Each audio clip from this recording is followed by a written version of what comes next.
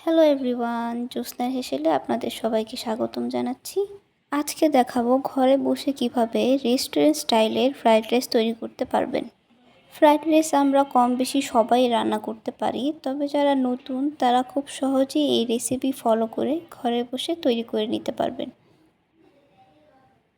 প্রথমে চুলায় একটি হাঁড়িতে পরিমাণ মতো পানি নিয়ে তাতে 1 চা চামচ লবণ ও সামান্য তেল দিয়ে দিব এবং পানি বলক আসা পর্যন্ত অপেক্ষা করতে থাকব।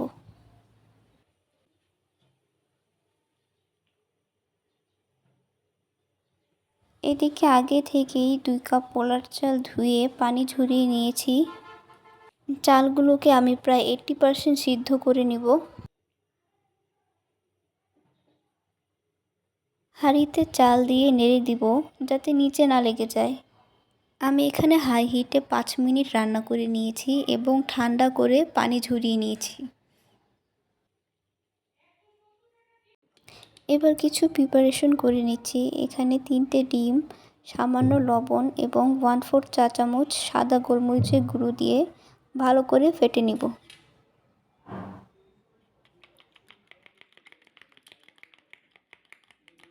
এখানে মুরগির মাংস নিয়ে নিয়েছি 1 কাপ। আমি এখানে মুরগির বুকের অংশ ইউজ করেছি। এতে দিয়ে দিব 1/2 চা চামচ গোলমরিচের গুঁড়া, সামান্য লবণ এবং 1/2 চা চামচ আদা বাটা। 1 চা চামচ সয়া সস দিয়ে দিচ্ছি। 1 টেবিল চামচ কর্নফ্লাওয়ার দিয়ে ভালো করে মেখে নিব।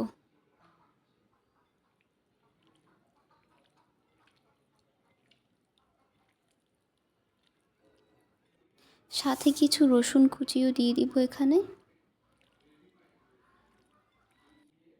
এখানে চিংড়ি মাছ নিয়েছি প্রায় 250 গ্রাম। আমি চিংড়ির মাথা ও খোসা ফেলে লেজের অংশটা রেখেছি। এতে সামান্য রসুন কুচি, সামান্য লবণ এবং 1/4 চা চামচ গোলমরিচ দিয়ে ভালোভাবে মেখে নেব।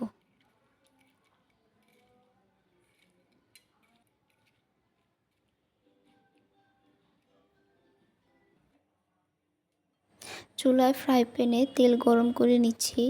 এতে ম্যারিনেট করা চিকেনগুলো দিয়ে দিব। চিকেনগুলোর এক পাশ ভাজা হলে আরেক পাশ ভেজে তুলে নেব।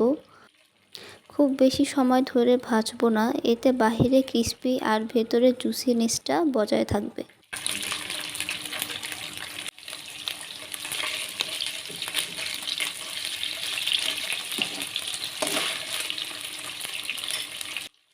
চিকেনগুলো ভাজা হলে তুলে নিব। এবার সেম প্যানে আগে থেকে ম্যারিনেট করা চিংড়ি মাছগুলো দিয়ে দিব। চিংড়ি মাছগুলোকে আমি 1 থেকে 1.5 মিনিট পর্যন্ত দুপাশ ভেজে তুলে নিব। চিংড়ি মাছ খুব বেশি কুক করার প্রয়োজন হয় না, কারণ এতে একটা রাবারি টেক্সচার চলে আসে। সবচেয়ে ভালো হয় যদি আপনারা বাটার ইউজ করতে পারেন, তাহলে রান্নায় খুবই ভালো একটা ফ্লেভার আসে। যেহেতু আমাদের কাছে এই মুহূর্তে কোনো বাটার নেই, তাই আমরা সাদা তেলেই রান্নাটা সম্পূর্ণ করব।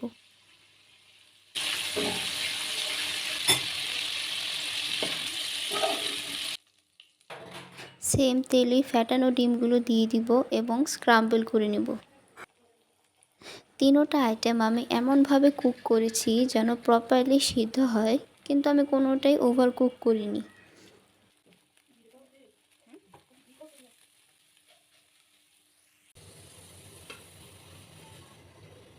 এবার মূল রান্নার পালা। চুলায় হাঁড়িতে 1/4 কাপ তেল ও 2 চা চামচ ঘি দিয়ে দিব।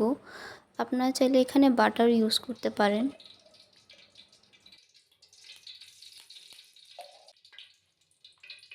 তেল গরম হয়ে গেলে এখানে লেমন গ্রাসের গোড়ার অংশ কুচি করে দিয়েছি।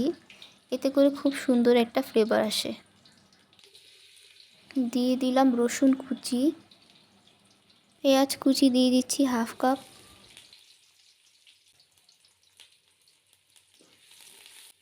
হালকা করে ভেজে বরবটি কুচি দিয়ে দিচ্ছি 1/2 কাপের মতো। যেহেতু আমি মাছ মাংসে রসুন কুচি আগেই ব্যবহার করেছি, তাই রাইসের জন্য খুব বেশি রসুন ব্যবহার করিনি। 30 সেকেন্ডের মতো বরবটি ফ্রাই করে নিব। তারপর দিয়ে দিব গাজর 1 কাপ।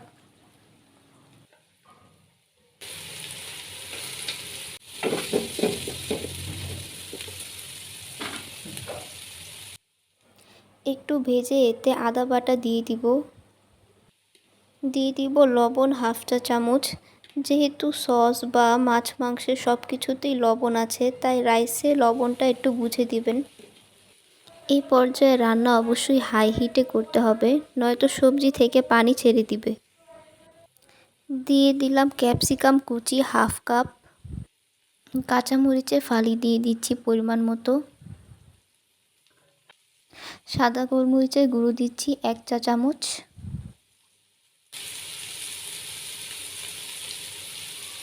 টমেটো সস দিব 2 টেবিল চামচ।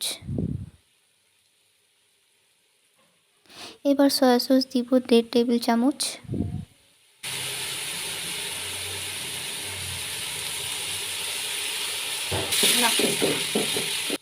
সবজির সাথে সসগুলো মিশিয়ে এখন প্রায় 80% কুক করা পোলার চাল মিশিয়ে দিব। রান্নাটা আমি এখনও হাই হিটেই করছি।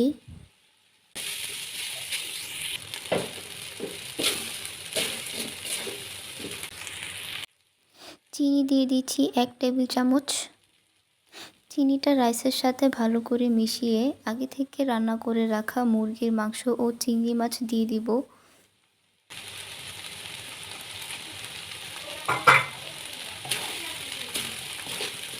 কিছুক্ষণ নাড়াচাড়ার পর আমি এখানে রান্নার শেষ পর্যায়ে দিয়ে দিচ্ছি স্ক্রাম্বল করা এগগুলো।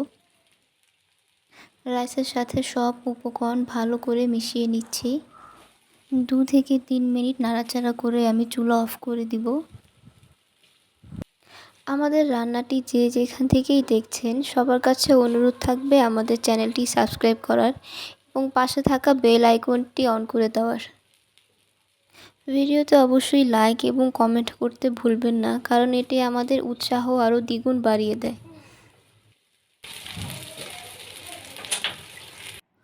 তৈরি হয়ে গেল আমাদের vegetable fried rice with chicken and shrimp, যা রেস্টুরেন্ট থেকে কোনো অংশেই কম নয়। আমি ফ্রাইড রাইসের সাথে চাইনিজ ভেজিটেবল রান্না করেছিলাম, যার লিংক আমি ডেসক্রিপশন বক্সে দিয়ে দিব। রেসিপিটি ট্রাই করে অবশ্যই আমাদের জানাবেন। সবার কাছে অনুরোধ থাকবে আমাদের চ্যানেলটিকে অবশ্যই সাবস্ক্রাইব করার।